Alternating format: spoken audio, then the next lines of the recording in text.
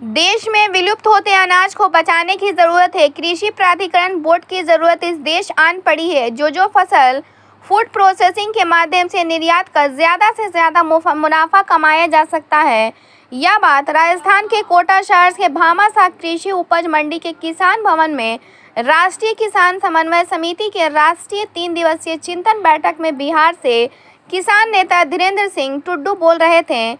बिहार किसान मंच के प्रदेश अध्यक्ष धीरेन्द्र सिंह टुड्डू ने राष्ट्रीय बैठक में कहा कि मेरा अनाज कादो, सामा, मरुआ, खेरी, कोनी विलुप्त होता जा रहा है, जो काफ़ी प्रोटीन युक्त था।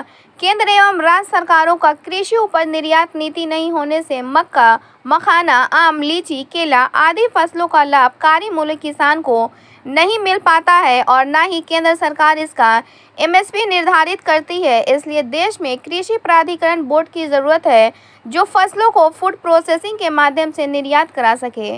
देश में पहले 80% रोजगार का सृजन खेती करता था, आज घटकर 46% रह गया है, क्योंकि कृषि दिनों दिन घटने का सौदा बन गया है। किसान नेता टुड्डू ने कहा कि देश के किसानों को दो ठेकेदारों ने बर्बाद कर दिया है, एक पैसे के ठेकेदार पूंजीपति तो दूसरा जात का ठेकेदार राजनेता ने। जनता भी दोषी है जो जात के नेताओं के पीछे जीविकाओं उपार्जन का मुद्दा खेती किसान को छोड़ उनके पीछे पीछे दौड़ रही है। चिंतन बैठक अभी लगातार 3 दिन तक चलेगी। राष्ट्रीय आंदोलन का निर्णय लिया जाएगा। बैठक में हरियाणा से चौधरी श्रीपाल, एमपी से इरफान जाफरी, विजय भाई, कर्नाटक से विवेकानंद पाटिल, पंजाब से दिनेश गुजार, दिल्ली से डीके शर्मा, बिहार से धीरेन्द्र सिंह टुड्डू, राजस्थान से दशरथ कुमार, उत्तराखंड से चौधरी भोपाल सिंह, यूपी से विकल्प प्रचार सहित देश के अन्य राज्यों से किसान नेता बैठक में जुटे हैं। राष्ट्रीय सहमति बनाई जा रही है। ब्यूरो रिपोर्ट, बिहार दर्शन। बुरा ना मानेंगे, किसी राजनीतिक दल से होंगे। 2 ठेकेदार इस देश में पैदा लिया। एक पूंजीपति का ठेकेदार बना, जिसके पास जितना पूंजी वो ठेकेदार बना, पैसों का ठेकेदार बना। दूसरा ठेकेदार इस देश में बना जात का ठेकेदार, जिसके पास जात जितनी सत्ता में भागीदारी उसकी उतनी।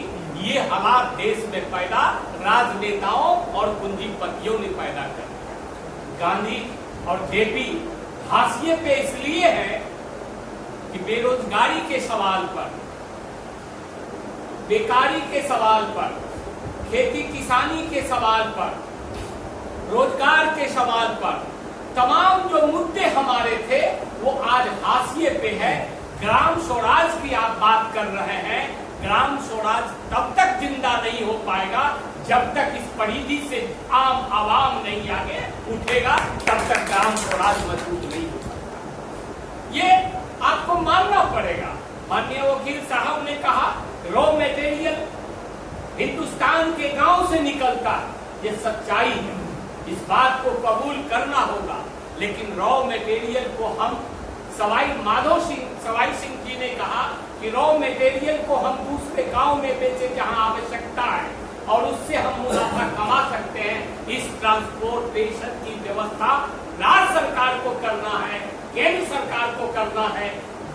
पंचायती व्यवस्था में हमारा ये व्यवस्था नहीं हो सकता है, क्योंकि इसलिए नहीं हो सकता हम एक दूसरे से भेदभाव रखते हैं। ये राजपूत है, ये यादव है, ये कुर्मी है, ये कहार है, ये हिंदू है, ये मुस्लिम है। इसको मिटाना पड़ेगा ग्राम स्वराज में, तब तक हम आगे नहीं बढ़ सकते। ये स्थिति है। इस बात की विवेचना इस बैठक में आपको करना है। राष्ट्र इस बैठक को देख रहा है, राष्ट्र के बीच इस बैठक की चर्चा है। देश का लोग आपके इस बैठक को बड़ी निगाह से देख रहा है, बड़ी उम्मीद की निगाह से देख रहा है। आप क्या संदेश देश को देना चाह रहे हो? आदरणीय सवाई सिंह जी, आदरणीय दशरथ बाबू, आदरणीय इरफान साहब, शर्मा जी, विवेकानंद जी, हम सारे लोग, आप लोगों को देश देख रहा है कि आप निर्णय आंदोलन के रूप में क्या ले रहे हो। ये बात तो सच है कि आप अहिंसक आंदोलन के पुजारी हो, लेकिन अहिंसक में ऐसा नहीं कि हम और पूंजीपतियों ने पैदा कर दिया। गांधी और जेपी हाशिए पे इसलिए है कि बेरोजगारी के सवाल पर, बेकारी के सवाल पर, खेती किसानी के सवाल पर, रोजगार के सवाल पर तमाम जो मुद्दे हमारे थे वो आज हाशिए पे है। ग्राम स्वराज की आप बात कर रहे हैं, ग्राम स्वराज तब तक जिंदा नहीं हो पाएगा जब तक इस परिधि से आम आवाम नहीं आगे उठेगा, तब तक ग्राम स्वराज मजबूत नहीं हो सकता। ये आपको मानना पड़ेगा। माननीय वकील साहब ने कहा रॉ मटेरियल हिंदुस्तान के गांव से निकलता है, ये सच्चाई है, इस बात को कबूल करना होगा। लेकिन रॉ मटेरियल को हम सवाई सिंह जी ने कहा कि रॉ मटेरियल को हम दूसरे गांव में बेचें जहां आवश्यकता है और उससे हम मुनाफा कमा सकते हैं। इस ट्रांसपोर्टेशन की व्यवस्था राज्य सरकार को करना है, केंद्र सरकार को करना है। पंचायती व्यवस्था में हमारा ये व्यवस्था नहीं हो सकता है, क्योंकि इसलिए नहीं हो सकता हम एक दूसरे से भेदभाव रखते हैं। ये राजपूत है, ये यादव है, ये कुर्मी है, ये कहार है, ये हिंदू है, ये मुस्लिम है, इसको मिटाना पड़ेगा ग्राम स्वराज में, तब तक हम आगे नहीं बढ़ सकते। ये स्थिति है। इस बात की विवेचना इस बैठक में आपको करना है। राष्ट्र इस बैठक को देख रहा है, राष्ट्र के बीच इस बैठक की चर्चा है, देश का लोग आपके इस बैठक को बड़ी निगाह से देख रहा है, बड़ी उम्मीद की निगाह से देख रहा है। आप क्या संदेश देश को देना चाह रहे हो?